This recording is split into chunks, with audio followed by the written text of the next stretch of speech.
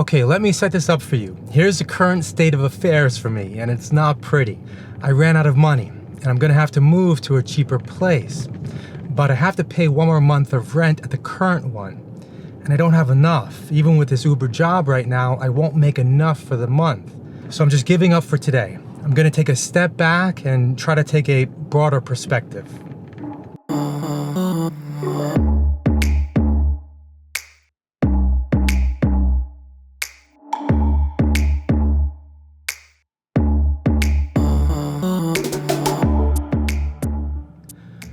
I was recently watching Swami Sarvapriyananda answer a question on our sense of agency in the world and advising to be free of desires. So, have no desire. Make a beginning there. Say, I want nothing. I am limitless. The all is in me. I am in all. I understand Vedanta at least, even if I don't feel it, even if it's not a living reality for me yet. I get it. And so this is my view, and I'm trying to be at least desireless. I want, at least you can say that, I want to be free of want. So I'm trying to be desireless, I want to be free of want, and then act from that perspective. That's difficult enough. Make a beginning there. And I really do want to be free of want, but it's not that easy. Buddhism also suggests that our incessant desires or our cravings and attachments are the cause of our suffering. So how do we be free of them? Is it really possible to be free of desires?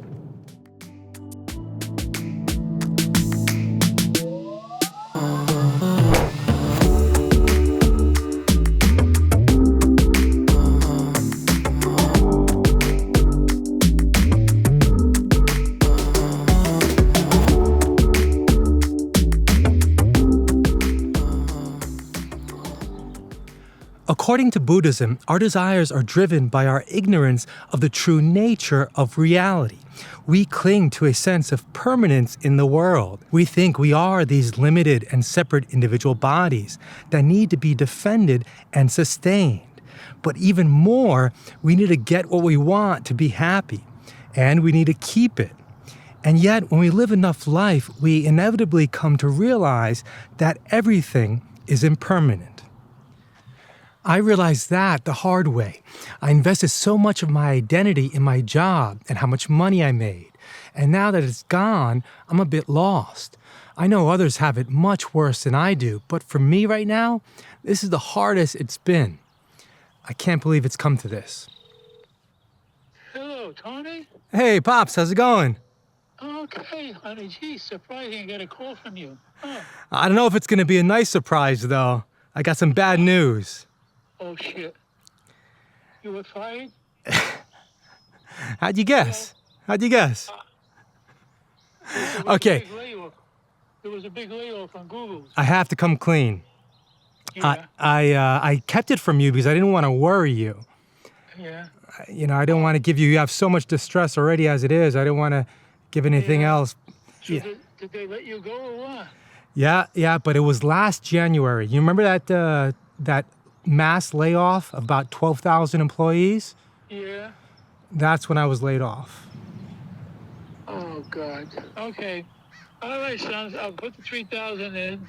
And, hey, what can I say? No problem. All right, I appreciate it. I appreciate it, Dad. I really appreciate it. Oh, of course. What the hell? For my son. Okay, now you say you do have a job going on, right? Yeah, I do. And in the end, it may be a blessing in disguise. All right, I'll go put it in now, baby. Jesus Christ, oh my God. I was so worried about that and it happened. Oh my God. I knew you were always worried. You were the first one to tell me the latest news on layoffs and struggles of these companies. Yeah, I know, son of a bitch. I hear it on Yahoo that I have on Yahoo? Yeah. Yahoo, on my internet. I Yeah. get that on Yahoo. Yeah. And I hear it on TV, so many thousands of Google's laying off. And Yeah. I say, oh God, I hope Tony's all right. I know. You're always worrying. You're always concerned, and I didn't want to give you that additional worry. You've got enough to deal with already. Yeah. Okay, honey. But Okay. that's why I'm telling you now. when I have to tell you, but also with good news that it'll be all right. It'll work out. And that should hold me over at least until I figure something out. Yeah, all right. That was my burial. So so it's between you and John now. I'll refund it in time. Don't worry. We got what? 5 years? 10 years? Hey, on the lighter side, isn't your birthday coming up? Celebrating what? 91? Guess what? What? Tomorrow. Yeah. Yeah. So I'm a day early with news. I don't know, half bad, half good news, but I wanted to catch you today just before your birthday anyway. So when I call tomorrow, I'll wish you a happy birthday. Yeah, I think they're gonna buy me a cake or some shit. What I'm gonna do is I might 11 o'clock. Our time here.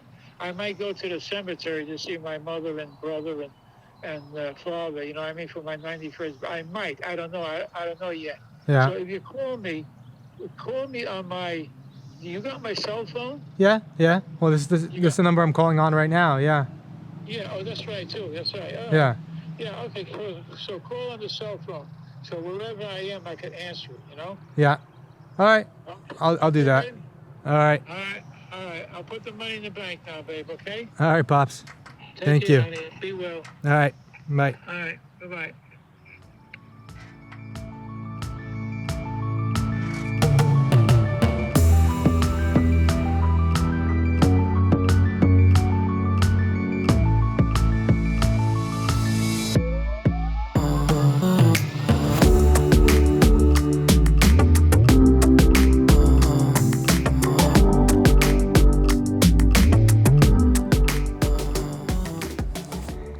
And yet, despite my desperate and dire situation right now, I'm not depressed or fearful. I've been depressed before, and it was incapacitating. I felt like I was hopelessly doomed to that bleak state forever. Maybe my spiritual practice is helping. I don't know. But right now, I can honestly say that I'm not investing my happiness in anything outside of myself. Not in my job, money, living conditions, or relationships. And that's a first time for me. But, and this is a big but, I still have desires. I've argued this in many of my videos already, but I just can't see a way around having needs and desires while in these physical forms. And all needs and wants, from the most basic to the most superfluous, come from our instinct to survive. Now, I agree with Advaita Vedanta, or the non-dual philosophy, that what we ultimately are is a single, indivisible reality. Survival isn't even an issue for it because it's eternal and infinite. All of this diversity and struggle to survive through either competition or cooperation is merely an apparent reality. It's ultimately illusory. And even though Buddhism doesn't agree with Vedanta on this single ultimate self, it does deny the idea of ourselves as separate individuals. There's the idea of interdependence that refutes our sense of a single, permanent, and independent reality in this relative world. And yet, we still apparently live in this relative world. Even if it's just like a dream, we're still in it. We still play the game and want to advance in it. And that involves being motivated to action. In that video, Swami Sarvapriyananda was answering a question on who's ultimately the doer according to Vedanta. We have a sense of personal agency, but if we really think about it, we come to realize that our egoic desires are not really the ones calling the shots. Our decisions, actions, and reactions are based on previous conditioning, a lifetime of determining causes, much of which are experiences outside of our control. We're immersed in all the moving parts of this vast universe. Bernardo Kastrup likes to use the analogy of each of us being like a tiny boat trying to navigate a large stormy ocean.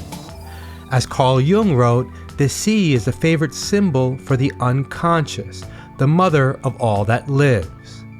So much of what we decide and want is the result of experiences we're mostly unaware of in the depths of consciousness, both personal and impersonal.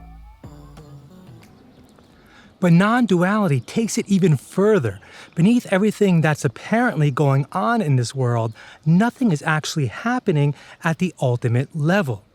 Our pure being, or pure consciousness, is like an open, empty field in which all this seems to arise. But if we have to think in terms of doing, of doership, then we can really only attribute any doing to the only thing that actually exists.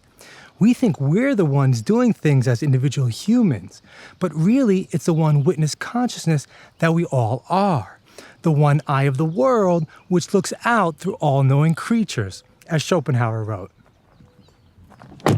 And if we can't let go of identifying as an individual and acting from that perspective, then Swami suggests that as an individual, put your faith in God, attribute everything to God. Even then, if you want an accounting, still, things are happening in the world. And I strongly feel there must be a doer. Give me one answer at the end. In ignorance, we think we are the doer. In absolute knowledge, there is no doer, it's a world of appearances. But ultimately, can you give me one doer? Can you put everything, all the accounts in the name of one person, one doer, somebody? And the answer in that case would be, if you really want an answer, God is the only doer.